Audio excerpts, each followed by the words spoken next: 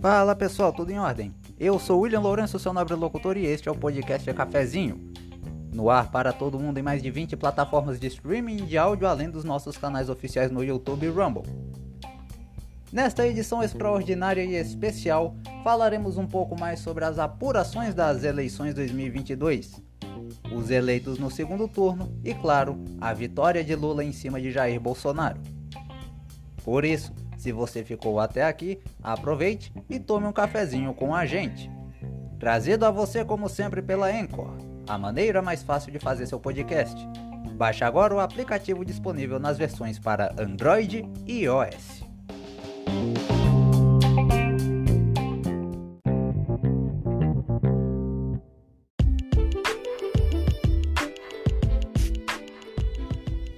A apuração do segundo turno das eleições gerais de 2022 chegou ao fim, com as definições dos 12 governadores que faltavam, além do presidente da República que comandará as decisões que afetarão diretamente mais de 212 milhões de pessoas a partir de 1º de janeiro do ano que vem. Aqui daremos dois destaques importantíssimos de Pernambuco. O primeiro se refere justamente ao governo do estado. Depois de 16 anos do PSB no Palácio do Campo das Princesas, e pela primeira vez em toda a sua história, uma mulher passa a ser a chefe do Poder Executivo Estadual. Raquel Leira, do PSDB, tem 43 anos e ocupava o cargo de prefeita de Caruaru desde 2016. Tem em seu currículo alguns cargos importantes, como delegada da Polícia Federal, procuradora-geral do Estado, deputada estadual por 2 mandatos, e secretária estadual da Criança e Juventude quando Eduardo Campos era governador lá em 2010. No primeiro turno, sofreu o duro baque da perda de seu marido, o empresário Fernando Lucena, que faleceu após um mal súbito no dia da votação. Mesmo assim, conseguiu se manter firme em sua campanha junto com sua vice Priscila Krause, focando principalmente em suas ideias e propostas nas áreas da saúde, educação e segurança pública. Tal apresentação de propostas foi bem vista por 58,7% dos pernambucanos, que deram a ela a oportunidade de colocar tais propostas em prática a partir do ano que vem. Marília Arraes, do Solidariedade, sua oponente neste segundo turno, acabou se queimando e se perdendo por uma campanha mais focada em rebaixar a adversária de todas as formas possíveis, e ficou com apenas 41,3% dos votos válidos. Já na disputa presidencial mais apertada da história recente, Lula do PT começou em desvantagem na apuração dos votos contra o atual presidente Jair Bolsonaro do PL. Mas aos poucos o pernambucano de Caetés foi crescendo, até que com mais de 67% das urnas apuradas em todo o país, ele conseguiu ficar à frente de seu adversário na apuração. A vantagem, no entanto, era muito pequena para cravar sua eleição até chegar a mais de 98% das urnas apuradas em todo o país, quando o resultado já era matematicamente irreversível.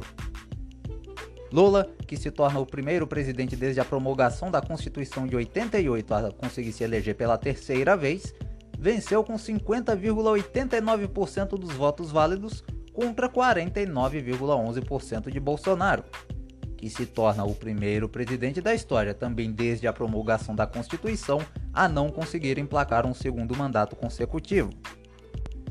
Já tendo sido presidente entre 2003 e 2010, quando foi substituído por Dilma Rousseff, Luiz Inácio Lula da Silva, de 77 anos, já foi líder sindical, um dos fundadores do PT em 1980, deputado federal por São Paulo, tanto que ele participou da promulgação da Constituição de 88, e concorreu 4 vezes consecutivas nas eleições presidenciais, desde 1989, quando perdeu para Fernando Collor, até conseguir seu primeiro mandato como presidente em 2002. A alta popularidade com que saiu da presidência em 2010, devido, por exemplo, ao fortalecimento de programas sociais como o Bolsa Família, já estava minada pelas denúncias do escândalo do Mensalão em 2005 e ficou bem mais arranhada com sua prisão em 2018 graças à Operação Lava Jato. Tal prisão ajudou no crescimento do movimento antipetista no Brasil, que havia fortalecido àquela época o nome de Jair Bolsonaro, colocando ele no Palácio do Planalto naquele ano. O Supremo Tribunal Federal decidiu que o então juiz Sérgio Moro, hoje senador eleito pelo Podemos do Paraná, que era responsável pelos julgamentos dos casos em que o ex-presidente era réu, pulou etapas importantes dos processos e foi parcial ao julgá-los. Isso porque assim que Bolsonaro assumiu a presidência em 2019, Moro virou ministro da Justiça. Parte dos 26 processos que constavam contra ele prescreveu por conta de sua idade avançada, outra parte por falta de provas. E assim as barreiras judiciais lhe foram retiradas uma a uma, podendo novamente concorrer ao cargo mais importante de nossa República. Para não passar a impressão de que queria vingança por sua prisão às vésperas de uma eleição, a campanha do petista se desdobrou para reconstruir sua imagem como alguém defensor da democracia, o paz e amor, e acima de tudo, mais tolerável e mais tolerante que seu principal adversário. Agora eleito, o maior desafio de Lula será justamente o de parecer mais tolerável a um Congresso Nacional repleto de bolsonaristas. Há uma parcela considerável de governadores eleitos, incluindo ex-ministros de Bolsonaro, e, sobretudo, parecer mais tolerável a, pelo menos, mais de 58 milhões de brasileiros que votaram a favor de Jair Bolsonaro. Quase 4 milhões que votaram nulo, cerca de 1.700.000 que votou em branco, e outros mais de 32 milhões que simplesmente não foram às urnas em rechaço a ambos os candidatos. A oposição a ele será bem mais forte e promete ser bem mais contundente. Agora que seu principal nome deixa os holofotes do poder, tudo pode acontecer contra o agora presidente Lula. O podcast Cafezinho fará uma pequena pausa para os nossos anunciantes e na volta traremos um editorial sobre essa ressaca pós-eleição. Não saia daí!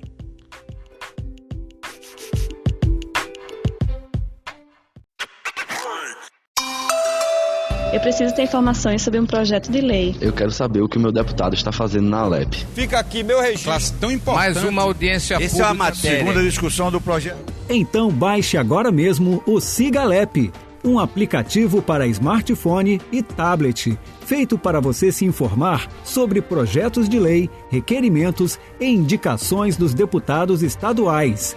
E se você tem interesse em alguma matéria específica, também pode seguir a proposta passo a passo enquanto ela é analisada. O Siga Alep é o aplicativo da Assembleia Legislativa de Pernambuco, disponível gratuitamente para iOS e Android. Pode ficar tranquilo, a informação vai até você.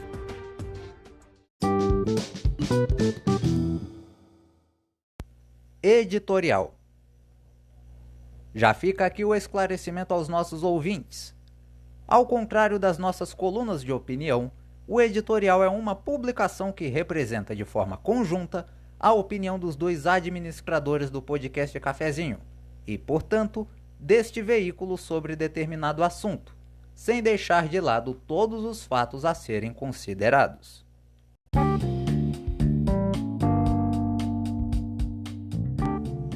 As eleições 2022 enfim acabaram. Ao menos, a votação para a escolha dos novos representantes das casas legislativas dos 26 estados e Distrito Federal, além dos governadores e presidente da República. Pernambuco decidiu por remover o PSB, partido de Paulo Câmara, após 16 anos no comando do estado, e elegeu Raquel Lira, do PSDB, que passa a ser a primeira mulher eleita da história a ocupar o Palácio do Campo das Princesas já a partir do ano que vem. Seu principal desafio será o de avançar com suas propostas numa Alep onde pelo menos um quarto dos deputados estaduais eleitos, os do PSB, poderá vir a ser oposição a seu governo.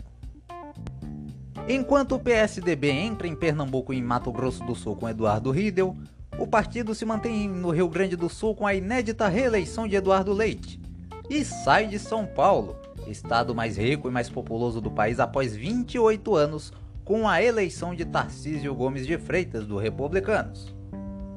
O ex-ministro da Infraestrutura do governo Bolsonaro conseguiu vencer com uma vantagem até confortável o ex-prefeito da capital paulista, Fernando Haddad, do PT.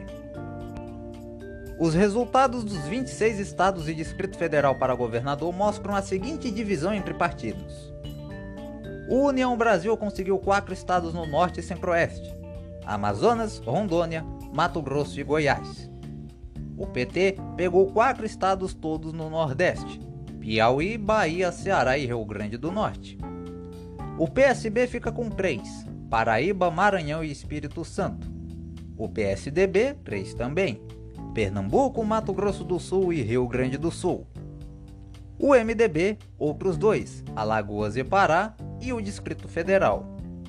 O PP chega aos governos de Roraima e do Acre. O Republicanos conseguiu o governo de São Paulo e Tocantins. E a divisão segue com o PL em Santa Catarina e no Rio de Janeiro, PSD no Paraná e Sergipe, o Novo se mantendo em Minas Gerais e o Solidariedade no Amapá. Já na disputa presidencial, como já havíamos divulgado em nosso site ontem, o ex-presidente Lula do PT venceu o atual Jair Bolsonaro do PL, com uma vantagem de pouco mais de 1 milhão de votos. Esta foi a mais polarizada, violenta, baixa e acirrada eleição desde a redemocratização do país, isso nos anos 80. Até porque devemos levar em conta que ambos têm suas próprias bases, mas também são amplamente rejeitados pela população, seja pelos diversos escândalos de corrupção em seus 2 mandatos, caso do vencedor, ou pelos diversos escândalos de corrupção, mais a instabilidade política causada durante seu mandato, sobretudo no trato à pandemia de Covid-19, caso do derrotado.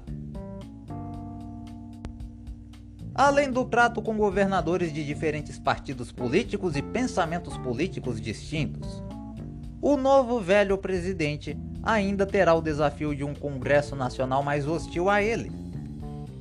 Embora seja da base chamada de Centrão e que já o apoiou em mandatos passados, o PL, partido ao qual Bolsonaro se filiou para concorrer à presidência nesse ano, conseguiu eleger 99 deputados federais e 14 senadores, a maioria deles mais alinhada com o pensamento bolsonarista, de oposição ferrenha ao PT e a tudo que o partido defende e representa. Essa crava, após uma eventual posse de Lula, já pode ser vista por ele como um problema. Não é segredo para ninguém que neste veículo de imprensa sempre nos mostramos ser contra o contorno político que estava sendo desenhado no Brasil, pois acreditamos que tanto um quanto o outro indo a um segundo turno, ou mesmo vencendo a disputa, não significaria o fim da instabilidade moral, econômica, política e social ao qual passamos há quase uma década. É certo que no segundo turno defendemos posturas diferentes. Enquanto o meu colega João Gabriel Silva declarou apoio a Lula, eu me mantive no voto nulo. Mas agora que o resultado já está definido, só nos resta voltar ao nosso trabalho e cobrar dos próximos mandatários deste país as melhorias que nos foram impedidas durante esses 4 anos de mandato de Jair Bolsonaro. Fora um Congresso Nacional contrário, Lula terá que convencer mais de 58 milhões de eleitores que votaram diretamente em Jair Bolsonaro, mais 3 milhões e 900 mil que votaram nulo, outros 1 milhão e 700 mil que votaram em branco, e ainda os mais de 32 milhões que sequer foram votar mesmo sendo obrigatório, em protesto por justamente não se sentirem devidamente representados por nenhum destes 2 candidatos, de que não irá errar nos próximos 4 anos. A oposição a ele e ao PT será bem maior e bem mais incisiva do que quando conseguiu ir para o Planalto pela primeira vez há 20 anos atrás. Seria muita burrice nossa desejar que o comandante afundasse a embarcação, sendo que nós estamos dentro dela. Porém, enquanto cidadãos brasileiros, desejamos sim que tanto ele quanto seu vice Geraldo Alckmin tenham boa sorte a partir de 1º de janeiro para conduzir o Brasil para um horizonte mais otimista. Porque se isso não acontecer, o barco pode até afundar, mas o povo vai querer fazer um motim contra ele. O podcast Cafezinho volta com seus episódios tradicionais neste sábado, às 9 da manhã. A você que fica, uma excelente noite e até a nossa próxima edição.